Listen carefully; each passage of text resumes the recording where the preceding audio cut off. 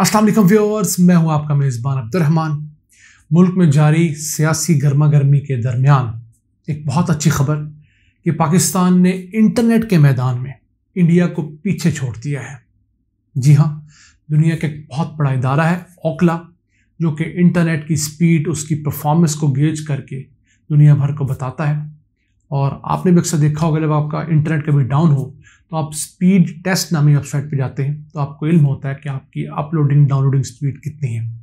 उन्होंने अपनी नई रैंकिंग जारी की है जिसका नाम है स्पीड टेस्ट ग्लोबल इंडेक्स जून 2022। इसके मुताबिक पाकिस्तान के अंदर मोबाइल इंटरनेट की स्पीड अपलोडिंग और डाउनलोडिंग दोनों इंडिया से बेहतर हो चुकी हैं।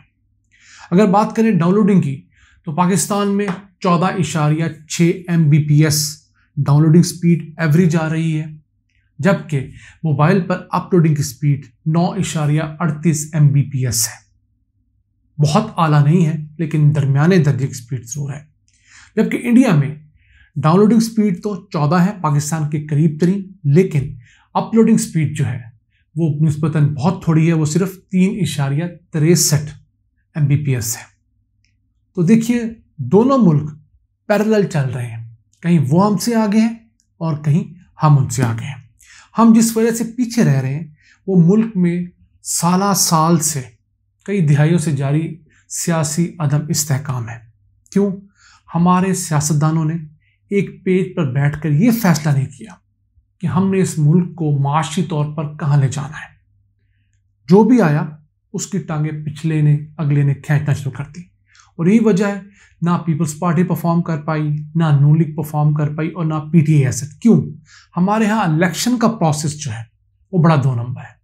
उस इलेक्शन के प्रोसेस में ना सिर्फ सियासी पार्टियां धांधली करती हैं, बल्कि हमारी इस्टेब्लिशमेंट भी धांधली करवा कर अपनी मंजूर नज़र पार्टी को जितवा देती है।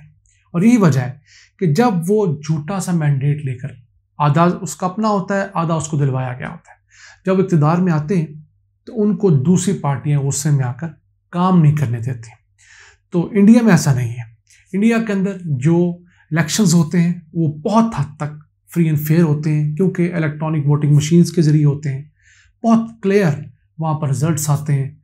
जो हारने वाला है अपनी हार तस्लीम करता है, जीतने वाले को मुबारकबाद दी जाती है और let's grow together, let's work together का फार्मूला चलता है।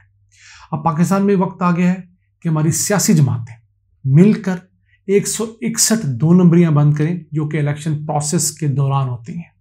कोई वोटर लिस्टों के अंदर 2 नंबरी कर देता है, कोई पोलिंग स्टेशन दूर बनवा देता है, करीब करवा लेता है। तो जब तक हम इन 2 नंबरियों को नहीं छोड़ेंगे कोई परफॉर्म नहीं कर सकता। वापस आते हैं इंटरनेट के मैदान में।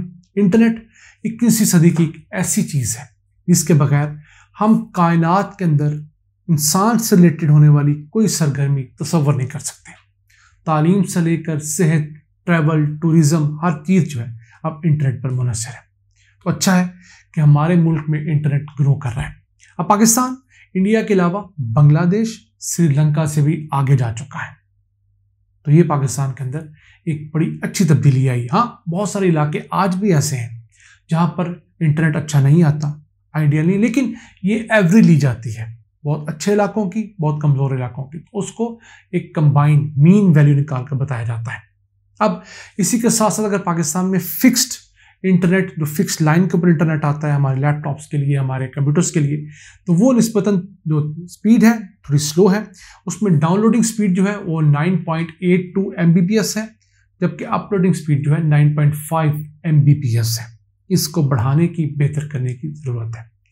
अगर बात करें दुनिया में सबसे तेज़ इंटरनेट मोबाइल पर किस मुल्क में दस्तयाब है, तो है नॉर्वे, जहाँ 126.9 Mbps की स्पीड से आपको डाउनलोडिंग मिलती है 4G मोबाइल पे। लुक एट दैट, पाकिस्तान से तकरीबन 8 गुना ज़्यादा। और उनकी जो अपलोडिंग स्पीड है वो है 17.9 Mbps, वो भी बहुत अच्छी है। उसके बाद दूसरे नंबर पर जो तेज़ इंटरनेट मिलता है वो UAE में मिलता है, और तीसरे नंबर पर मुल्क आता है बल्गारिया। इसके अलावा जो मुल्क सबसे स्लो है, सबसे नीचे है, जहाँ पूरी दुनिया में सबसे सुस्त इंटरनेट है, वो है क्यूबा। क्यूबा के अंदर ये रफ्तार जो डाउनलोडिंग है वो है तकरीबन 4.5 Mbps, जबकि अपलोडिंग जो है वो 3.5 Mbps है। क्यूबा जो है वो इंटरनेट स्पीड में भी सबसे कम है और फिक्स्ड इंटरनेट जो है उसके अंदर भी ये सबसे कम है। अब चलते हैं आपको आखिर में ये बताने के लिए कि पाकिस्तान में मोबाइल सारिफिन की तादाद में माहाना और सालाना कितनी बेहतरी आ रही है और इंटरनेट यूज़र की तादाद में कितनी बेहतर आ रही है।